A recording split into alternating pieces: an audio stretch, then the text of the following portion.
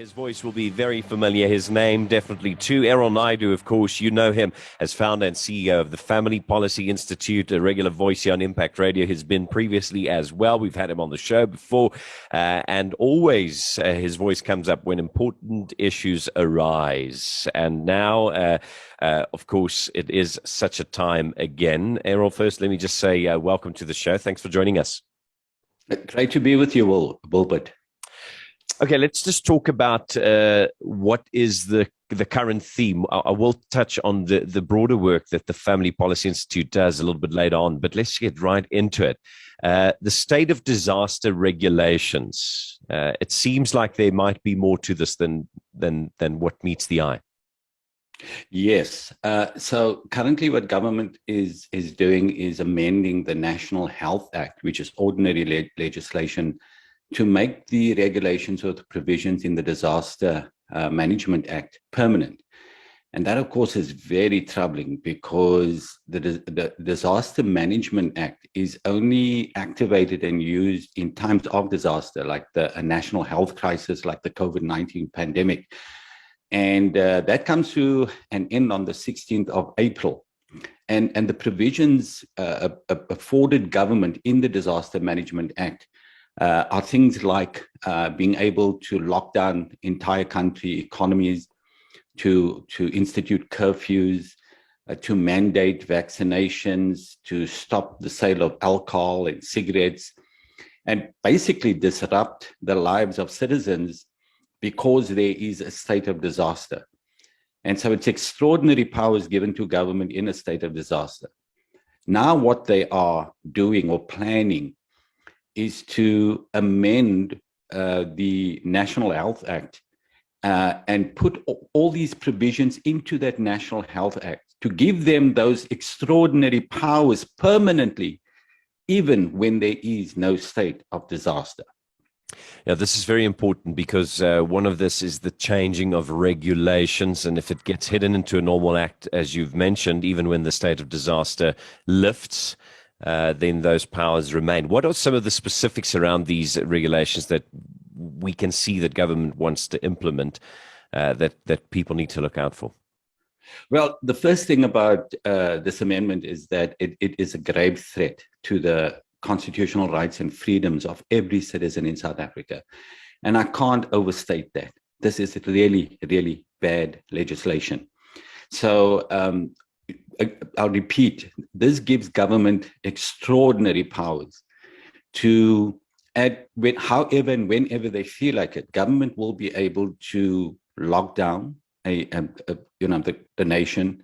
Government will be able to, based on suspicion, have the police arrest citizens. If there's a suspicion they have a medical condition, have them picked up and transported to a state-run isolation facility to be quarantined for however long government wants that to be.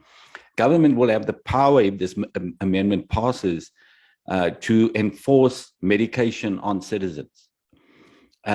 Whatever medication they deem necessary, you will have to take that, and they are not liable for the side effects of that medication or the pharmaceutical companies.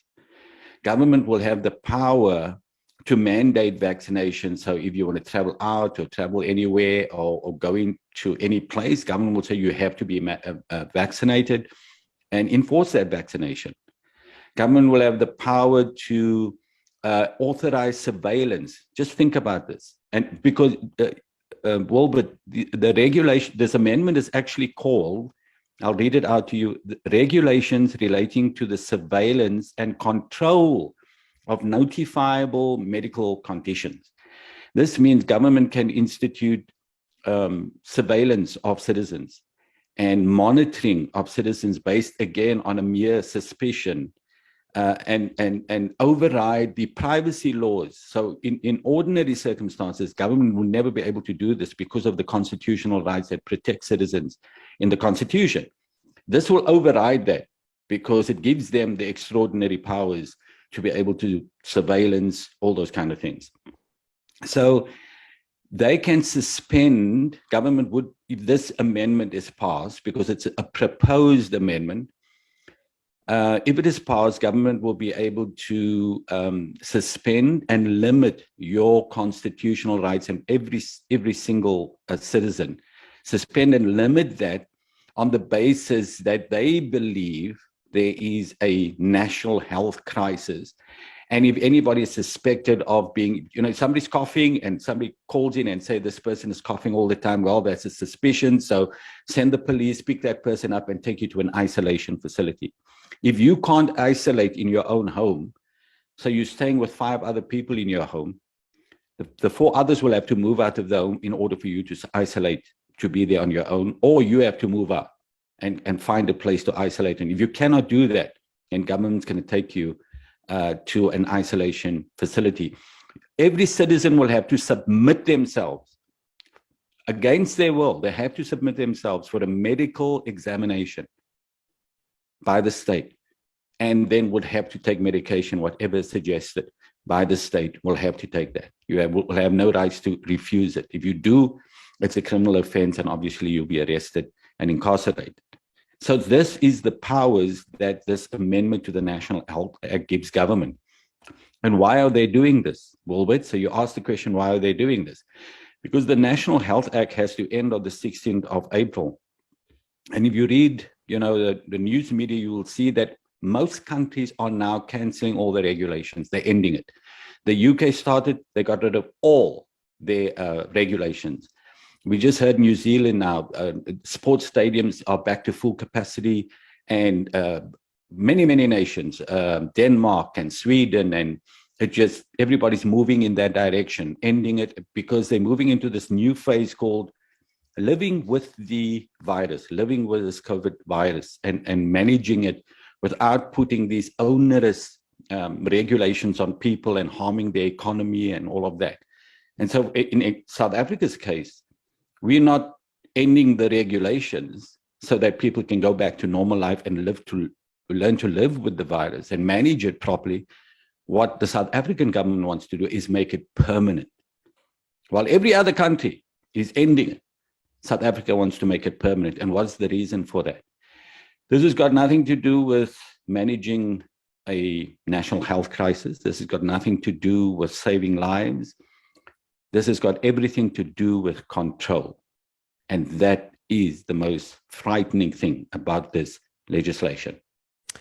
We do still live in a democracy, though, and we have a strong constitution, but it demands action from people for us to be able to have an effect in legislation, etc., which is the tough part, because people have to actually go out and do something. I'm guessing that's the same here. There's got to be a voice that's raised. You mentioned the word proposed legislation.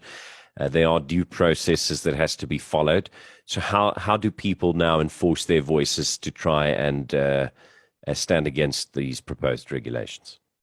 Okay, before I tell you that, I have to mention that this isn't a passing of a bill in Parliament. This is just an amendment to legislation that already exists on our statute books. And because of that, this amendment is not going to Parliament. It's not going to be scrutinized by Parliament. It's not going to be debated. The only thing that is available is the public participation process. This means government is mandated by the Constitution to consult citizens of the country. And that's why there's this consultative process or public participation process, which ends on the 16th of April.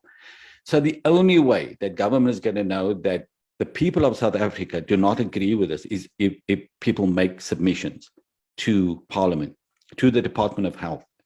And if they don't do that, this thing is going to pass. So that's why this is so critical.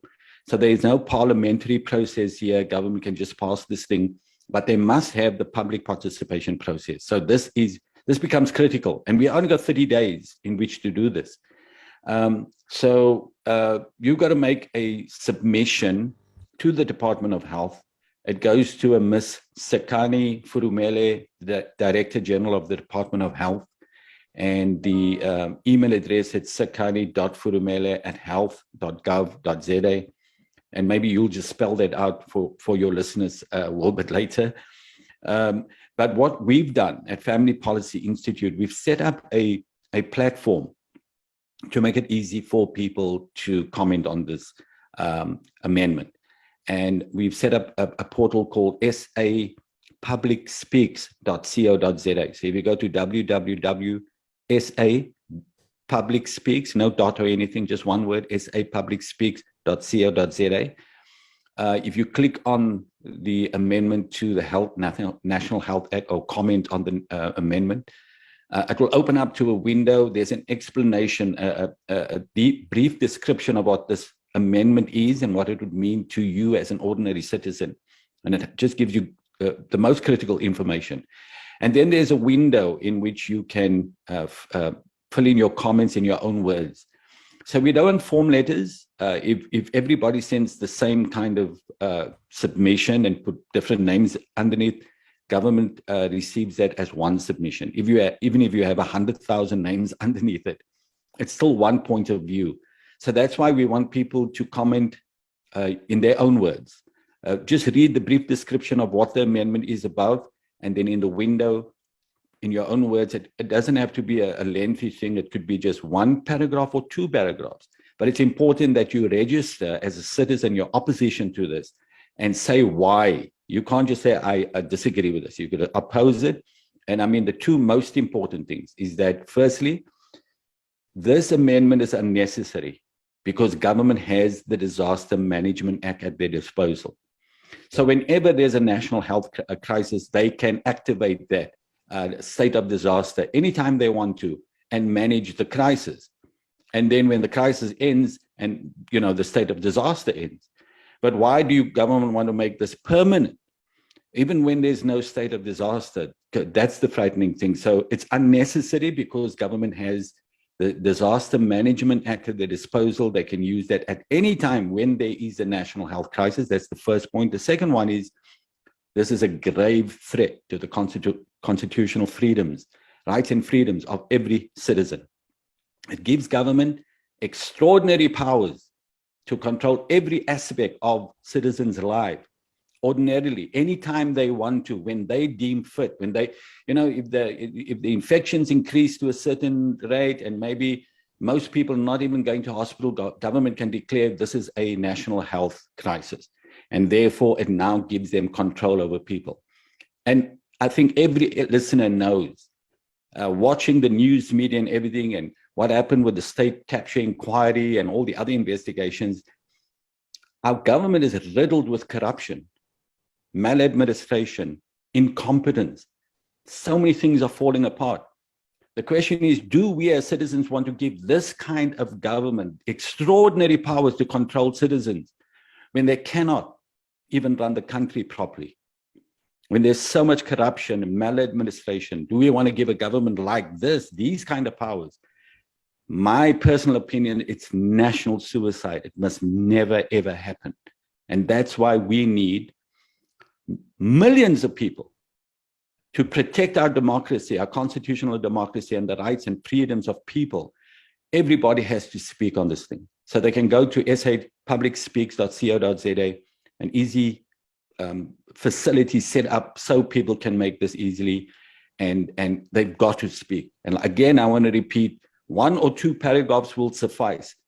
But the Constitution gives every citizen of this country the right to speak into any kind of amendment or legislation, and government has to take it seriously, because we will have a record of this. If government passes this, we're going to go to court. The lawyers are going to take this to the Constitutional Court. They're going to challenge this. And we can, if they say, no, well, most people agreed with it, we'll have a record and say, you're lying. Here's the evidence that people said no. Absolutely. All right, Errol, I think the platform is definitely the easiest. It's sapublicspeaks.co.za for people to find out more. I'm on the portal myself now, and the email address is there as well. If people wanted to send a personalized email address, the Director General of the Department of Health email address also available on there, or you can just use the platform sapublicspeaks.co.za. Just quickly in closing, Errol, the Family Policy Institute does a broad range of work. Maybe just a reminder for people, a little bit of that, and maybe a link to where they can go find out more and sign up for your newsletters, etc. Yeah, I would encourage people to go to familypolicyinstitute.com. That SA Public Speaks details is also on the website on the Take Action link. But if you go to www.familypolicyinstitute.com and click on subscribe, you can subscribe to my weekly newsletter where I would keep people updated about what is happening with this thing. There's also the amendment to the electoral law that we're busy fighting to allow independent candidates to stand in the elections in 2024. There's the marriage. Government is trying to redefine marriage in the single marriage statute. There's a push to decriminalize prostitution, the sex industry. There's a whole lot happening by this government. And all of this influences is coming from overseas, from the United Nations agencies. It's not from South Africans. Citizens have to wake up to this. They can speak into all of these things. We can change these things, but we must be aware of it. And so I write about these things. I give links and information, when to write, all of those kind of things. So if you subscribe to my newsletter, you click subscribe, just fill in some brief information and submit. You'll get my weekly newsletter. It's just one page every week, but it is critical. It tells you what to pray about, encourages you to pray into certain things, and then to speak, to act when it is required, so that we, as Christians, can be salt and light in this nation as God has commanded us to be. Yeah, absolutely. Family Policy Institute has been at the forefront of the battle to defend the family, advanced Christian values as well in Parliament, media, society, and broader. Errol, thanks for the great work that you do. We'll keep pointing people to the website and to that portal. Thanks a lot. Yeah, you're welcome. Thank you, Albert. Thanks for the opportunity.